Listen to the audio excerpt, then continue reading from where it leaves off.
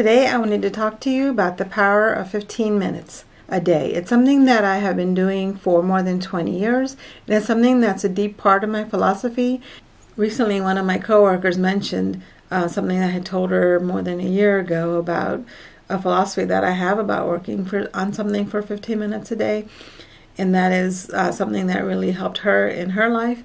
And so I wanted to bring it up to you guys to see if maybe it could help you. Hello everyone, this is Shalina. Welcome to my channel, Quilt and Color, where I talk about all things related to art. Here you can follow me on my journey to becoming a full-time artist. So the way I think about 15 minutes is like the power of compounding. I used to work at a bank, so compounding is something that's something I'm very aware of. It's so the power of compounding basically in banking means that you're earning interest on your interest. So it'll just keep growing over time. That same dollar is going to earn you more every single day. And that's something that I look at for working every single day, no matter what it is that you do, whether you're painting or drawing or quilting, cleaning, exercising, anything that you do every single day, you're getting better over time every single day. Also, another fact that I think helps is that the time that you're not actually working on it also gives you time for your subconscious to develop it and learn it and absorb what you just learned and let you think about it in completely different ways over time, potentially, if that's what you wanted to do. So it's not just the time that you're working that it matters, it's also the time that you're not working on it. It also helps accumulate. Instead of doing it for an hour total once, if you do it over time, you'll actually be able to do better because all that time that you spent not actually doing it but just thinking about it. Sometimes it helps to sleep on it.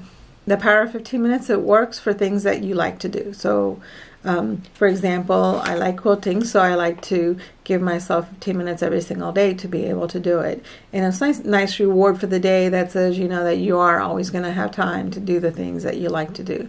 But it also works for things you don't like to do, like exercise, for example. Even though I don't really like to exercise, I know that it's a finite amount of time and I can just tolerate for 15 minutes. I'll be done for the whole day and I won't have to exercise for the rest of the day. Something that you do every day kind of creates an identity for yourself. So, for example, if I just quilted once, even for a whole year and never did it again, I really wouldn't feel comfortable calling myself a quilter. But because I quilt every single day, or almost every single day, then I can say, yeah, I'm a quilter, because that's my part of my identity, because that's something that I do regularly. These little bits of time that I do every single day, it's only 15 minutes, but they add up to a lot. Most of the quilts that I've made more than 150 quilts, and most of them have been done with those little bits of time that I could find every single day. The 15 minutes is flexible. Sometimes you may find that you don't have 15 minutes and you can maybe only get 10 minutes, and that's fine. Other times that you may find that you can do more than 15 minutes if you can go to 20 minutes or even an hour, and that's fine too. Sometimes you can sneak in another 15-minute session some other time during the day, which is nice. It's a nice bonus. And other times you may actually be able to do a whole weekend. I've done weekend quilt retreats where I can just quilt all weekend, which is awesome. These 15 minutes of time can be scheduled, so you can choose what time of day you want to do it. But it's also flexible, because some days, if your schedule is different, you may need to put it to a different time of day. But because it's such a short amount of time, it's really not hard to fit in another time of your schedule to put in that 15 minutes. One of the things I recommend is that you document your progress. If you're only doing something for 15 minutes, sometimes it feels like you didn't make a lot of progress.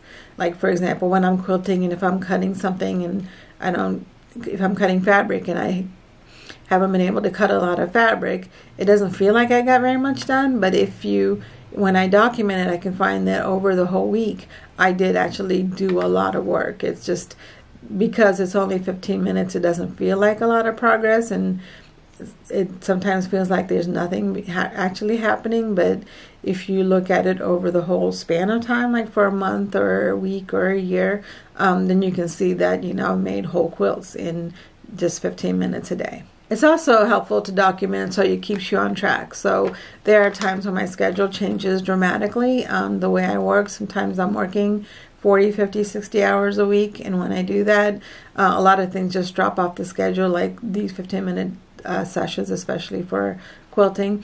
And pretty much everything gets dropped except for the bare necessities. If I can document that, oh, I didn't quilt this week, then it helps me understand that it's a priority for me, and then it helps me find time when I can. Over time, any schedule that I have, I wind up being able to accommodate it and figure out what's important and what's not important, and it's when I'm able to put it together, when I'm able to schedule it. When I know that it's a priority, then I can find time. Maybe on the weekend I can do enough sessions to come up with the whole 15 minutes a day thing. Sometimes it just helps me work for an hour, for example, on the weekend instead of every single day. Then I can at least get my time in that way, because I do need to give time for myself for quilting and all the other things that are prioritized for me. Basically, the concept is to work 15 minutes a day on anything that you choose. So about 20 years ago, I decided there were things that I needed to prioritize in my life that I hadn't been giving priority to.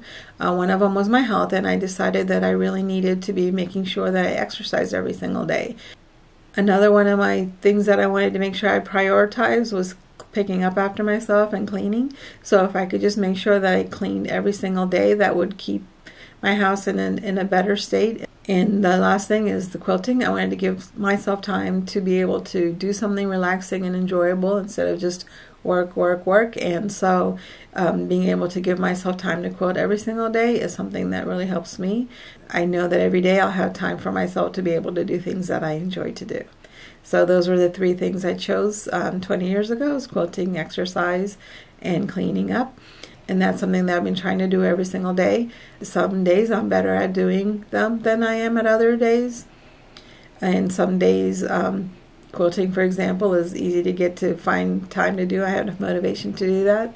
Other things like the exercise and the cleaning, it takes me some time to motivate myself, but it is something that I'm able to do every day. And it gives me structure in my day and makes sure that I am able to do things that I have prioritized for me.